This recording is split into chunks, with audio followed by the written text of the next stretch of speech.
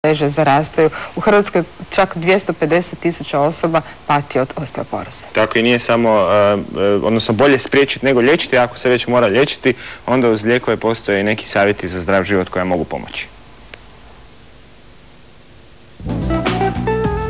Svakoj drugoj ženi pred i za vrijeme menopauze povećava se mogućnost za prijelom kostiju.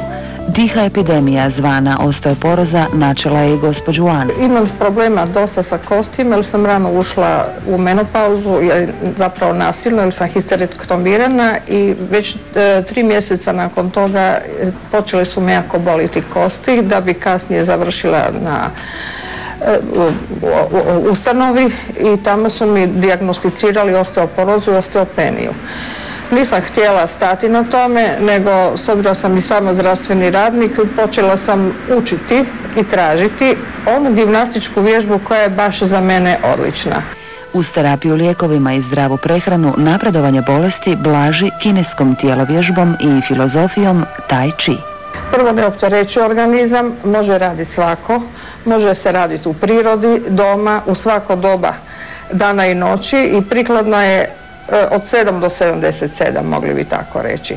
Ja se izvanredno osjećam jer znam da radi Tai Chi, kao što je naš majstor rekao, po 5 elemenata, a 5 elemenata odgovara 5 organa koji zapravo, ako nisu u ravnoteži, onda imamo bolest. No kakva je zapravo veza između te drevne kineske vještine i kostiju? Kosti su jako važne za cijeli sustav, znači i za krvotok, i za disanje, znači kompletno.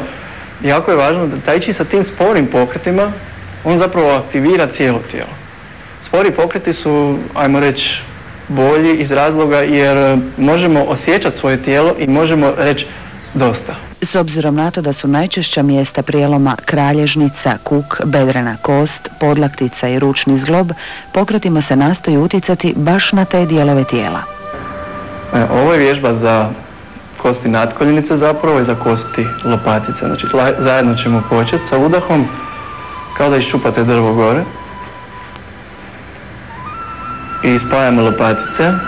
Na taj način potičemo protok krvi. Sa izdahom spustimo dole lopatice i opuštamo ih. I kao da iščupamo jedno drvo. Znači šta radimo? Sada potičemo protok energije kroz meridijan pluća i debelog crijeva. Na taj način kod osteoporoze najviše pati gornji dio kralježnice. Na ovaj način namještamo gornji dio kralježnice. Drugom vježbom ćemo jačati tetive.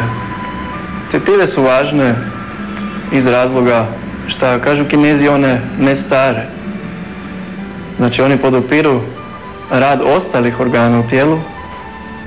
Znači tetive zapravo hrane cijelo tijelo. Tetive su jako važne kod mladih ljudi i kod ljudi u poznim godinama. Bez obzira na to izaberete li klasičnu ili alternativnu tjelovježbu, bitno je da se njome redovito bavite. Naravno, u dogovoru s liječnikom koji će nakon testiranja gustoće kostiju propisati lijek, vitamine i terapiju. Pokušala sam i moram vam reći da sam se vrlo lijepo opustila, doduše radila sam to u sjedećoj poziciji.